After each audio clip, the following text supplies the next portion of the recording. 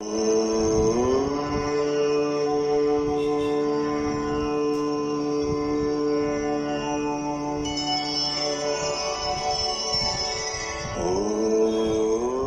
नमः शिवाय।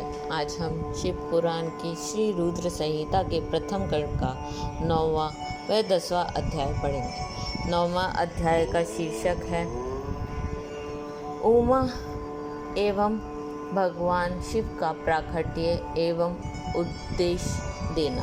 ब्रह्मा जी बोले, नारद, भगवान विष्णु द्वारा की गई अपनी स्तुति सुनकर कल्याणमय शिव बहुत प्रसन्न हुए और देवी उमा सहित वे प्रकट हो गए। भगवान शिव के 5 मुख थे और हर मुख में 3-3 नेत्र थे। मस्तक में चंद्रमा और सिर पर जटा तथा संपूर्ण अंगों में विभूति लगा रखी थी। 10 भुजा वाले, गले में नीलकंठ आभूषणों से विभूषित और माथे पर भस्म का त्रिपुंड लगाए थे। उनका यह रूप मन को मोहित करने वाला और परम आनंदमय था। महादेव जी के साथ भगवती उमा ने भी हमें दर्शन दिए। उनको देखकर मैंने और विष्णु जी ने पुनः उनकी स्तुति करनी शुरू कर दी। तब पापों का नाश करने वाले तथा अपने भक्तों पर सदा कृपा दृष्टि रखने वाले महेश्वर ने मुझे और भगवान विष्णु को श्वास से वेद का उपदेश दिया। तत्पश्चात उन्होंने हमें गुप्त ज्ञान प्रदान किया। वेद का ज्ञान प्राप्त कर कृतार्थ हुए विष्णु जी और मैंने भगवान शिव को देवी के समान अपने दोनों हाथ जोड़कर नमस्कार किया तथा प्रार्थना की। विष्णु जी ने पूछा, हे देव, आप किस प्रकार प्रसन्न होते हैं तथा किस प्रकार आपकी पूजा और ध्यान करना चाहिए? कृपया कर हमें इसके बारे में बताएं तथा सदुपदेश देकर धन्य करें। ब्रह्मा जी कहते हैं, नारद, इस प्रकार श्री हरि की ये बात सुनकर अत्यंत प्रसन्न हुए कृपा निधान शिव ने प्रीतिपूर्वक ये बात की। श्री शिव बोले, मैं तुम दोनों की भक्ति से बहुत प्रसन्न हूँ। मेरी इसी रूप का पूजन व चिंतन करना चाहिए। तुम दोनों महाबली हो। मेरे दाएं बाएं अंगों से तुम प्रकट हुए हो। लोक पिता ब्रह्मा मेरे दाहिने प्रसाद से और पालनहार विष्णु मेरे बाएं प्रसाद से प्रकट हुए हैं। मैं तुम पर भली भांति प्रसन्न हूँ और तुम्हें मनोवांछित फल देता हूँ। तुम दोनों की भक्ति सुदृढ़ हो। मेरी आज्ञा का पालन करते हुए ब्रह्मा जी आप जगत की रचना करें तथा भक्त विष्णु जी आप इस जगत का पालन करें। भगवान विष्णु बोले, प्रभु, यदि आपके हृदय में हमारी भक्ति से प्रीति उत्पन्न हुई है और हम आप पर प्रसन्न होकर हमें वर देना चाहते हैं, तो हम यही वह मांगते हैं कि हमारे हृदय में सदैव आपकी अनन्य एवं अविचल भक्ति बनी रहे। ब्रह्मा जी बोले, नारद, विष्णु जी की यह बात सुनकर भगवान शंकर प्रसन्न हुए। तब हमने दोनों हाथ जोड़कर उन्हें प्रणाम किया। शिव जी कहते हैं, मैं सृष्टि, पालन और संहार करता हूँ। मेरा स्वरूप सुगुण और निर्गुण है।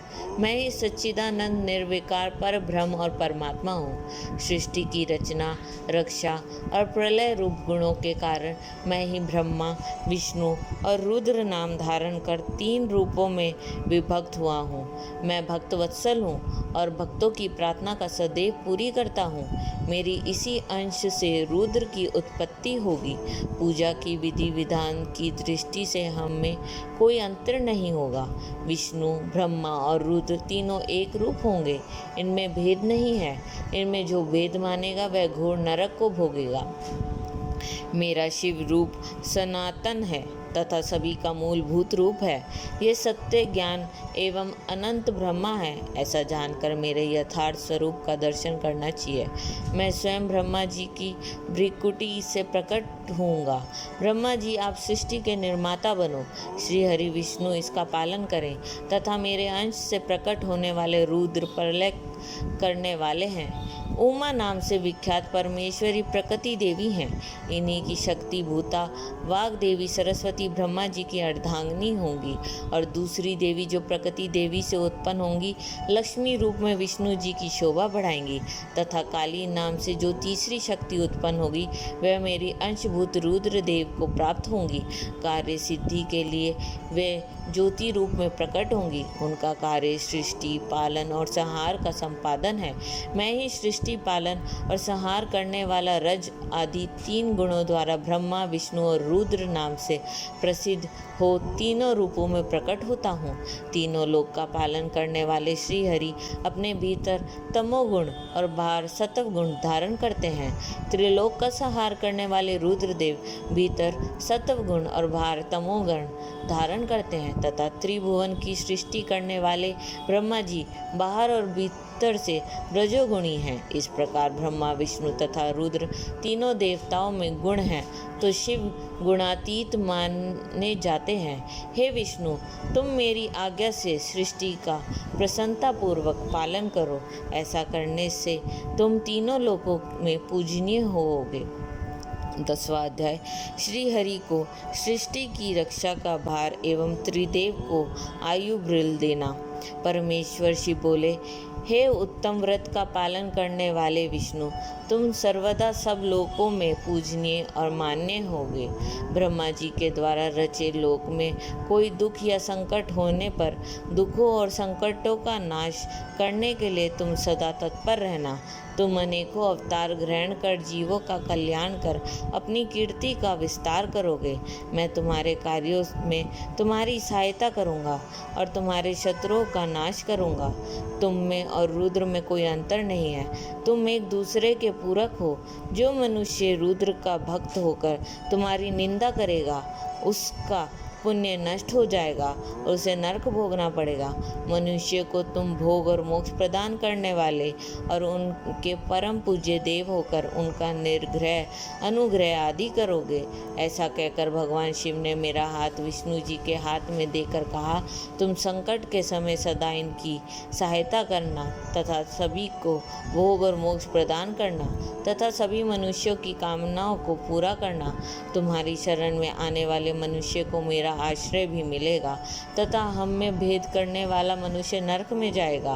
ब्रह्मा जी कहते हैं, देव ऋषि नारद, भगवान शिव का यह वचन सुनकर मैंने और भगवान विष्णु ने महादेव जी को प्रणाम कर धीरे से कहा, हे करुणा निधान भगवान शंकर, मैं आपकी आज्ञा मानकर सब कार्य करूँगा। मेरा जो भक्त आपकी निंदा करे उसे आप नरक प्रदान करें। आपका भक्त मुझे अत्यंत प्रिय है। महादेव जी बोले, अब ब्रह्मा विष्णु और रुद्र के आयु बल को सुनो।